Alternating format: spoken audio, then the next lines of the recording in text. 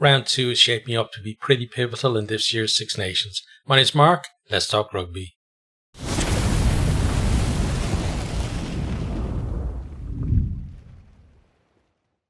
Nothing is going to be won or lost this weekend in the Six Nations, but looking at the fixtures that are there, is gonna have a big impact on who finishes where in the final shake-up as well. Some of the biggest fixtures I think of this year's competition are happening in the coming weekend, and as I said, some teams will gain momentum, other teams will be kind of struggling a little bit after this weekend. So first thing we're going to do is going to look at what fixtures we have. Then we'll talk about each of the fixtures in isolation and talk a little bit more about odds, etc., what happened last year, the year before, stuff like that. Then also talk about who I think is going to win each of the games. And then later on in the week, probably Thursday and Friday, as teams come out, we'll have previews of the individual games as well. Then over the weekend, we'll have reviews of the games. The reviews might be a little bit delayed because I'm working this weekend, which means that, I think the England-France game is the only game that I'm going to see completely live. The Scotland-Ireland game I probably will see, but I'll be kind of watching the first half, on the train on the way home. So I won't be able to make notes, so it'll take a little bit longer to get the review out for that. But we will have reviews for each of them. Then we'll have our summary of, things as well, our usual summary video. And seeing as we're then going into a fallow week, we'll have, a closer look at stats in the video somewhere, over that fallow week as well. Okay, so let's get into the fixtures for the weekend first. We've got two on Saturday, 8th of February, and the first is Italy versus Wales. Next, England versus France, and then on Sunday, 9th of February, we have Scotland versus Ireland. So as I said, three massive games really. The top one already, everyone is billing that as like the wooden spoon decider, even though it's like round 2. England versus France, always a big game, and in the context of this year, France the favourites to take a Grand Slam home and the championship as well. Going over to Twickenham against an improved England side, but still, not up to the level, and maybe not up to the level of France are. But they can rise, on a kind of a one-off occasion to do it. And then Scotland versus Ireland, basically, very talented Scotland team against their Bowie team, who are the defending champions. So that's another interesting one there as well. Okay, so let's talk about each of the games individually. So we're going to start with that Italy versus Wales game. As I said, a lot of people are billing it as the wooden spoon decider already, which I guess, especially for Italy, you wouldn't be too happy with that. Wales, no expectations really for Wales, but let's just talk about this first of all. So the game itself is on Saturday, 8th of February, 2025. And I just noticed I actually spelled February wrong in that thing there. So by the time that you guys see it, hopefully that's been fixed. But it's in the Stadio Olimpico in Rome, and it's a 2:15 kickoff if you're in UK and Ireland. I think that's 4:15 in South Africa. And I think, is it 4:15 as well in Italy? It's either 3:15 or 4:15 there. Last year then was Wales 21, Italy 24. So one of two wins that Italy had last year. Italy beating both Wales and Scotland, and also getting a draw against France. And they'll be looking to definitely target this one. Odds at the moment: Italy 9-4 on favourites, Wales 5-2, and the draw is 25-1. So let's start with Wales. Nilled for the first time in their Six Nations history, and I mean Six Nations, I don't mean like Five Nations or Four Nations, in Six Nations history. So since 2000, 43-0 against France, completely toothless in attack. You felt like they could have been attacking France, the entire night, and still wouldn't have gone over to get a score. But positives for them, heads didn't drop, and they made France work for the scores. But you worry about what's going to happen now, because over the autumn internationals and for much of Gatland's second reign, there's been no consistency in selection. And we're wondering, are there going to be lots more changes for this one as well? We know there are definitely going to be changes in the centres there due to injury, and centre is one of those places where hasn't been settled at all. Positives though, they do have or possibly, it's not confirmed yet, but possibly Aaron Wainwright and Tulupe Falatau could be fit and available for that. And they really did lack go forward in the forwards and the carries, so that would definitely be a big positive for them if they could get that and get those guys back in, or even one of them in for the game. For Italy, very slow starters against Scotland, and it really was a bit of a blitz by Scotland against them in those opening few minutes. And you feel like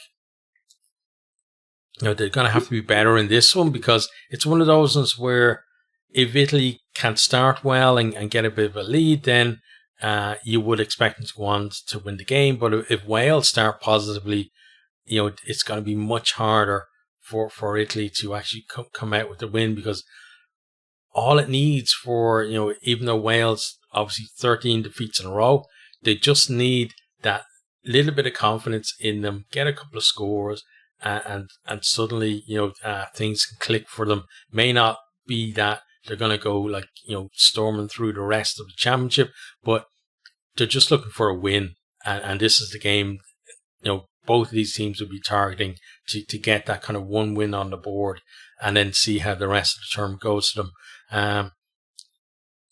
Positives for Italy against Scotland was the fact that they worked their way back into the game. They far more pragmatic now under Caseta than they were previously. They have opportunities to score points from the tee. They're taking them. That allowed them to stay in touch with a Scotland team that were playing much better than them, and then very aggressive in defence and very aware as well to pick off Breck's picking off Russell's pass for that intercept try to get them even. Negative would be that they kind of fell away then in the second half in that game. Once Scotland start scoring again, so definitely going to have to play 80 minutes against Wales in this one. It's not going to be as easy as it was for France, and France took a while as well to get the first score. The final score makes it look like it was just a walk in the park for them, and over 80 minutes maybe, but certainly not in the first quarter of that game. So Italy, they're going to have to be smart about things and not expect that they're going to just turn up and beat Wales. And also, as I said, this is the one game that both of these teams would have circled in the calendar before this year's tournament, once the fixtures had been announced. And so both teams know that this is kind of a must win for them, and you would expect, again, it's only we've only had one game, but you would expect the loser of this is probably going to be the team that ends up with the wooden spoon.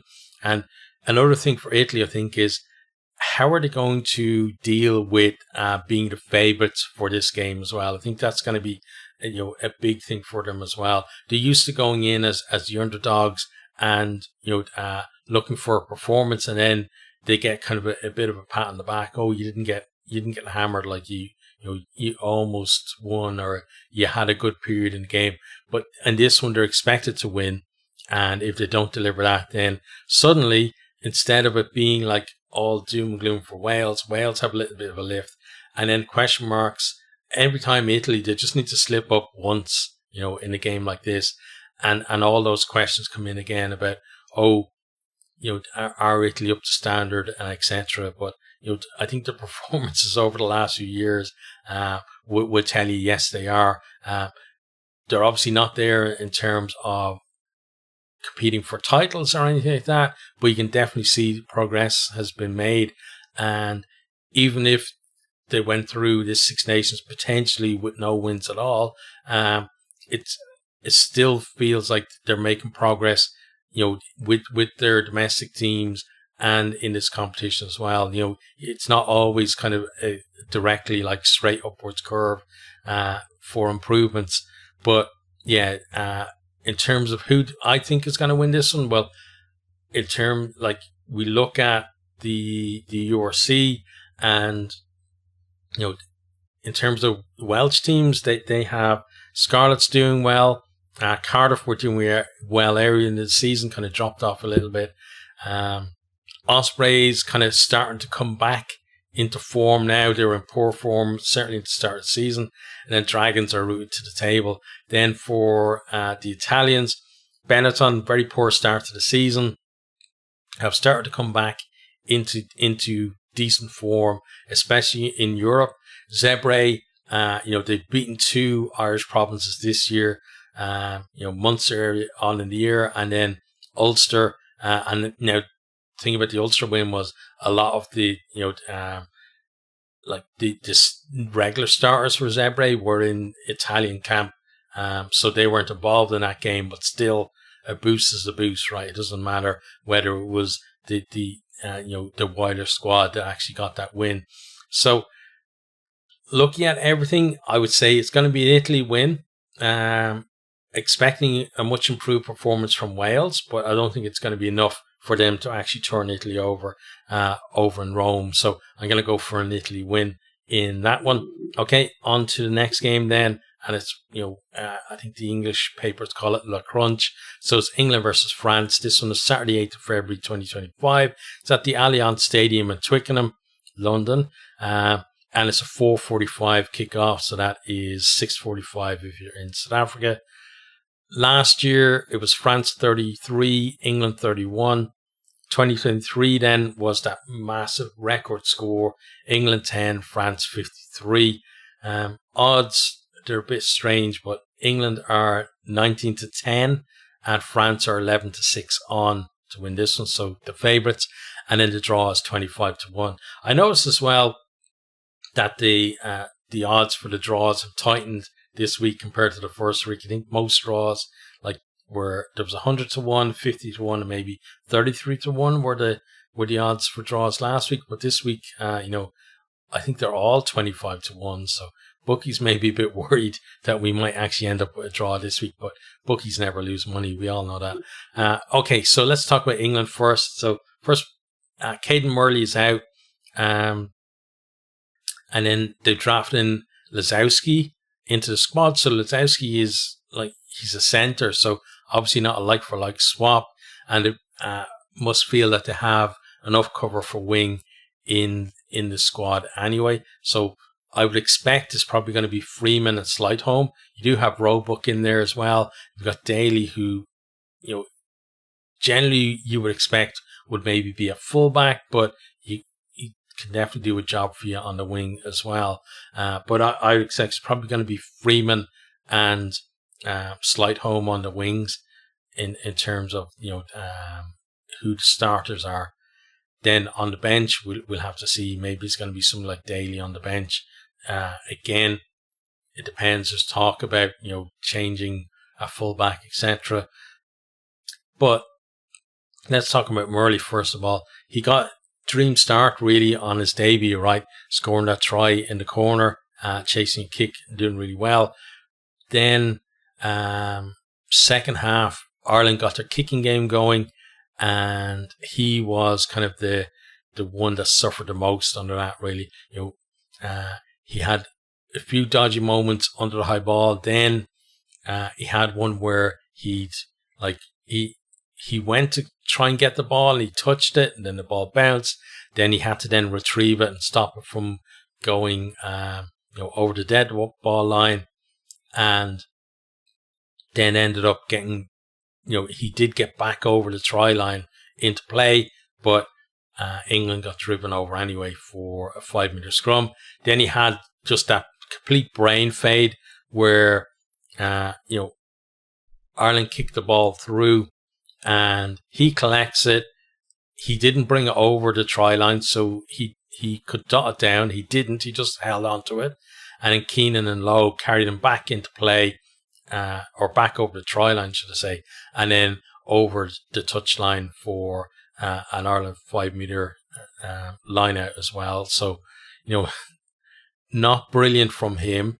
And you probably would have felt that, he might be stood down for this one and somebody else brought in anyway. So, the injury may not have had, in terms of just his availability, injured or not, mightn't have mattered in terms of selection, I think, for this one. Next then, in terms of England themselves, they did start very well against Ireland. I thought they were very aggressive in defence, really were, slowing Irish ball down and, making it very difficult for Ireland. Very good kicking game as well in that first half. Chasers were on point. They were getting the distance right as well, and they were picking the right areas of the field, I think, to put it in. And that tactic that they use, especially with Stewart going up and not competing to actually win the ball cleanly, just looking to tap it back on their own side and create a bit of a havoc, worked really well. But then second half, Ireland went up a couple of gears. They couldn't respond to that. They couldn't stay with them. Ireland got the kicking game going as well and started winning that part of the battle too. So, England, they're going to have to do more than that against, France team, who most people feel are at the moment are the form side in the Northern Hemisphere. That the world rankings aren't currently reflecting, where they should be placed in terms of Northern Hemisphere teams, at least. That maybe they should be top of the pile instead of, I think they're fourth in Ireland or second at the minute. But yeah, I would agree that France are probably the form team in the Northern Hemisphere. There's talk of Finn Smith coming in at 10, Marcus Smith moving to 15. And, you're thinking, are they trying to fight fire with fire? Because that's very dangerous against France team who look absolutely electric. And also for England, the thing is, the thing that they're lacking at the moment is consistency in performance and selection. It seems like every time, they have a setback, it's like, okay, change the halfbacks, change the midfield pairing, bring somebody else in, a fullback, change your back row. It's for me, it's too many changes that they're going through, because it's okay if you're making changes because you want to try players out and you're looking for combinations that work together, but it doesn't feel like that's what England are doing. It feels like, they find a combination that works in one game and then they keep them for 2 or 3 games, and then they have a bad performance and suddenly it's okay, let's change everything. And they're for me, it feels like they're never going to get anywhere, by doing that. They need to decide, who their 10 is, what their standard combination is, and then in the back row, they need to have of the 3 back rowers, they need to have 2 of them at least that are settled. If you look at any of the teams that they're doing well, generally they have, 2 back rowers in there who, for the most part, it's not always true, but for the most part, they're not going to change game to game. So if you look at Ireland, you have Doris and Van der Fleer are kind of nailed on, and then 6 can change depending on circumstance. So you get a Byrne in there as, kind of a poaching option. You get a Baird in there as more of a kind of dynamic back rower. You get a Peter Manny in there as another line-out option. You could move Doris to 6, but still retaining 2 players, as from your regular starting back row and bring in Conan as a different option at 8. So, and then you've got the likes of Zichuku who could slot it in, etc. But you've always been like, that for the big games, you have that consistency of 2 players in there. And then in the centres then, like Bundyaki is a fixture, and there seems to be a hierarchy there now that if Ringrose is fit, he starts. Henshaw either on the bench or out of the squad, and then when they make changes, if they want to rotate the squad, he'll come in. But it's not the way England do it, whereas it almost feels like knee jerk, like, oh, this combination isn't working, let's try another combination, and another combination, and another combination. So they need more consistency in selection, and as head coach, you would expect Borthwick would know who his best players are for his system are at this stage, out of the squad. So if it's true that they're chopping and changing again, and then we're now, we had the like so many debates at 10 for England with, is it first of all, it was like Farrell or Ford, then it was like Farrell, Ford or Smith, then it was Ford or Smith, then okay, now it's Smith, now it's like, is it Marcus Smith or Finn Smith? And it's not good. And I'm not talking about there being competition at 10, because in Ireland, obviously, we have competition at the moment with Prendergast and Crowley and who's going to be the 10. It's more a case of, with England, it feels like, it's this guy is no good. He shouldn't play for England again. Bring in this other guy. And it's that level. Whereas for Ireland, it's more a case of, Prendergast, was okay last time. Let's give Crowley a shot to start, and then Prendergast on the bench. And I think that's the difference between them. Like it's almost all or nothing with England, with certain players and certain positions. So let's see if they can fix that. But let's go on then to France. So France completely cut Wales open.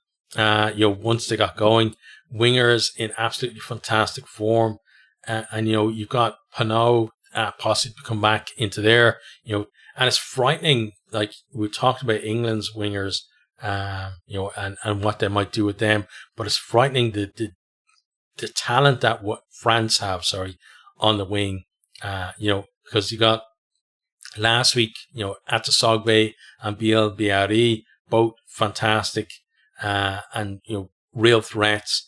Pinot potentially to come back in. Then you have Lebel as well, who's absolutely fantastic player. And then, like, we got back a couple of seasons ago, and like we had young Ethan de Mortier, who was coming through just before the World Cup, and he looked like a world beater as well. So it's crazy the talent that they have in and around that squad, and you look at it again and compare it to England. That for them, you would say that the starting wingers are Bielbieri and Pinot, but if they're not available, you can bring in an Atasogbe, you can bring in a Lebel. If you have a real injury crisis, you can bring in some like de Mortier from outside the squad, and they're all going to perform because they've done it in the past. You're not bringing in unproven players in there. And I think that's the difference, and you look at that, France versus England, just where they are in their journeys as teams. France, not just a very settled team, and I don't say that in terms of they don't make changes. They do make changes, but what I mean with settled is that they have you look at the players available, and you can almost pick, this is going to be the starting 15, and these are the players who can come in, and if you got injuries, etc. Whereas with England, again, it's like get out the lotto machine or something and get a big drum and pick the players out, it seems at times. But for France, there are some things to to think about. Obviously, no Ntamack because of suspension, so that's definitely going to be an issue for them. But you've got Mathieu Jalibert to come in, so like not a bad guy to be able to bring in, especially given that they haven't had Ntamack before this game for like 15 months or something, or before the last game, should I say. And then you got Baresi there as well, potentially as cover. And then outside the squad again, you got someone like Astoy. So lots of talent there to bring in. And because it's not wholesale changes for them, slotting one player in who's played plenty of times anyway, certainly not as big of a change as maybe you would get for England. But how do I think this one is going to go? Well, France are my favourites, and I think that they're probably on the way to a Grand Slam. So I'm obviously going to back them. England, I think, we saw against Ireland, they can play, they can have a purple patch in the game, and they can get close to them at times. But it's about the fact that France can just keep going and going, and even when you've got the ball, France are the most dangerous team in the Northern Hemisphere when the opposition have the ball, because they're so good. That transition from defense to attack is so quick.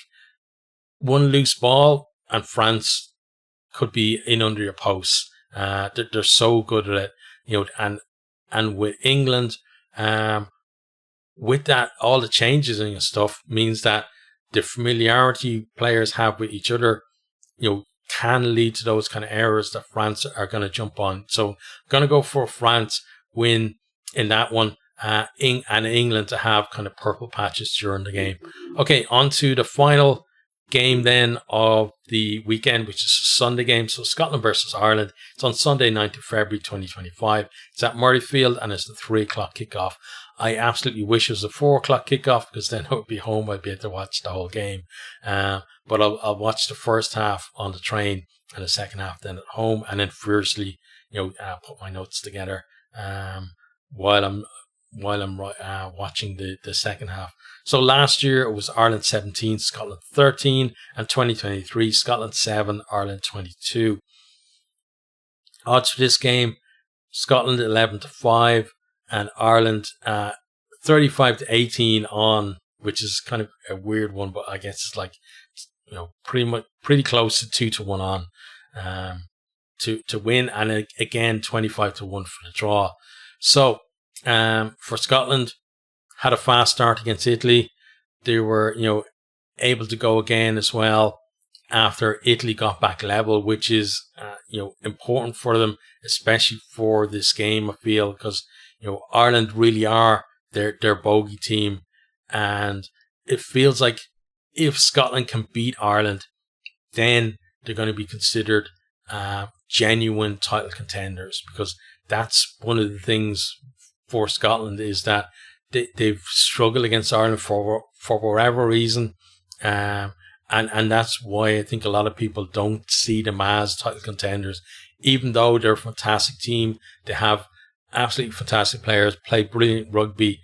If they can't beat Ireland, a lot of people think they're going to struggle then to compete for the title, simply because if they lose this one, okay, it means then whatever happens in the rest of the tournament, they're then going to, I think it's Paris, like right in the last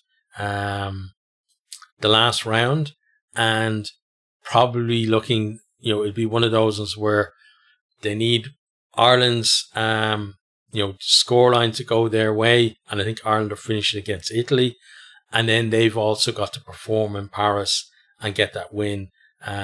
So losing this game makes it a lot less likely that they're going to be able to claim the title. But if they win this game, then it suddenly becomes, until France lose, it's then Scotland and France in the driving seat for the rest of the tournament, and then that game possibly is going to be like a like a decider for not just for the tournament, but possibly for a Grand Slam as well. So that's kind of what's on the line, I think, in this one. And Scotland have got to deliver from that.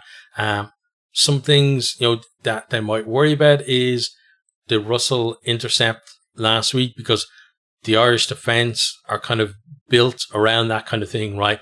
They've got shooters coming out of the line, especially the likes of Ringrose. But at the same time, you know what's going to happen. And if you can just delay the pass a little bit so that the shooter basically like overruns the ball, or you're just passing it and they don't get to it, you're on the outside, there's a massive hole in the defence, and then you have a chance to score, try yourself. So fine margins with stuff like that. I think Finn Russell is a fantastic rugby player, fantastic 10. Be interesting to see as well if they kick more than they did against Italy, because generally you expect Scotland to be right up there at the top of the kicking stats, especially in terms of kick meters. But they were kind of in the middle of the pack last week, so let's see if that changes for them. Then obviously Hugh Jones got a hat-trick last week in brilliant form. 2 Pilato out, no problem. Jones steps up and does the business. Both wings in great form, both coming off the wing, looking for involvements in the game as well. And that's what you want to see. You don't want them to see them just hanging out on the wing and waiting for the game to come to them. They both went looking for it. And that shows, they're really up for this competition. Then on top of that as well, you got the fact that, Glasgow defending URC champions, and, the whole journey that squad went through in terms of lifting that trophy is obviously going to have an impact on the Scotland squad as well, with so many Warriors players in there. And, it's got to be giving them confidence in terms of being able to perform on big occasions under pressure.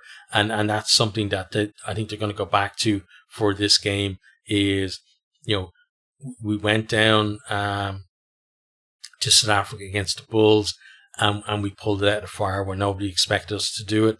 We can do that again against a decent Ireland team. So I think that's going to be something that's going to be different for Scotland compared to other seasons. Is that because Scotland up until this point very similar to Glasgow in that very talented team, but weren't delivering on the big occasions, and Glasgow have done that now, and now it feels like it might be Scotland's turn to do the same thing as well.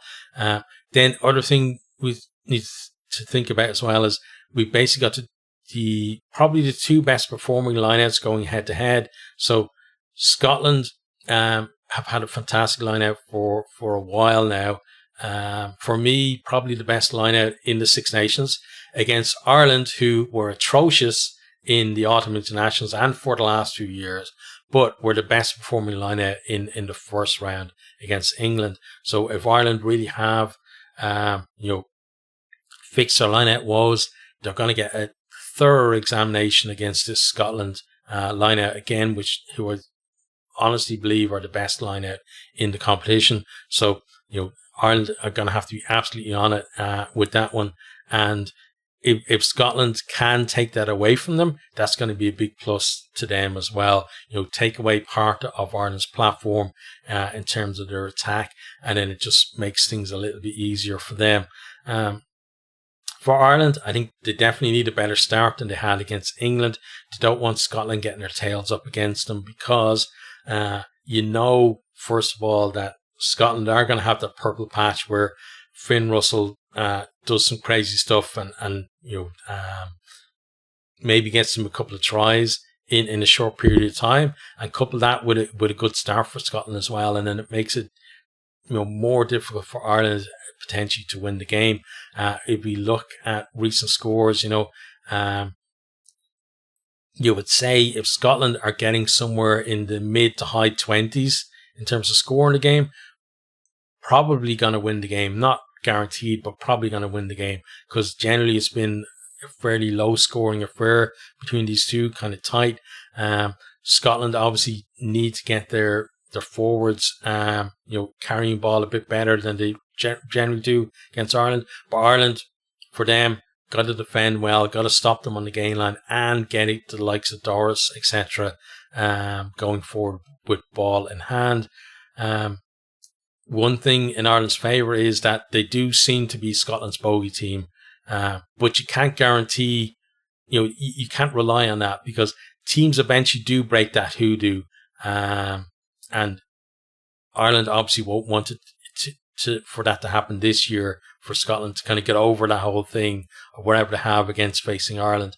They're going to want to keep that run going, and they won't want to be the team that Scotland finally got one over on, and it went on to lift the trophy.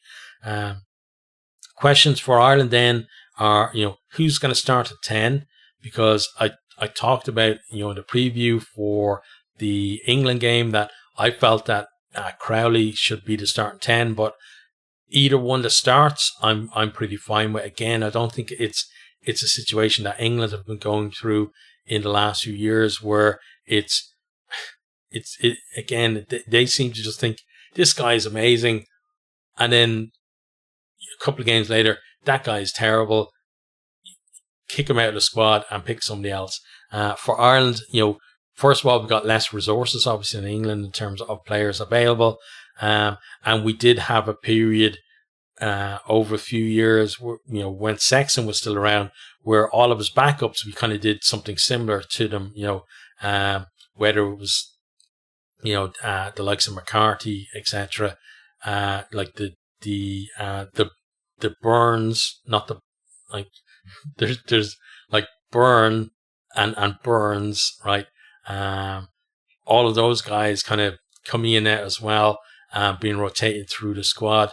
And then Joey Carby as well. We did that with the backups, and not like Sexton was still number one. But now it feels like, we have Prendergast and we have Crowley, and those two are going to be in around the squad at least through the next World Cup, and possibly well beyond that as well. So it's more of a case of, which of the two is in form at the moment and give them a start. Neither has done enough to say, I'm absolutely the number 110 in the country, and if I'm fit, I start, which was the way Sexton was at the time, right? For me, I thought it worked well last time with Prendergast starting and Crowley coming off, because Crowley had a massive impact from the bench. It depends what you really want off the bench, because Crowley brought a lot of control in terms of his kicking game was much better. I think it was calmer as well. Like Prendergast was forcing things a little bit. So if that's what we want, maybe stick the way it is. If you want to have impact in terms of getting the attack going, then maybe you switch them and you bring Prendergast off the bench, where things are a bit looser, a little more space, and I think his decision making around passing is probably better than Prendergast in terms of putting people through holes. So you might go that way. But for me, again, same thing.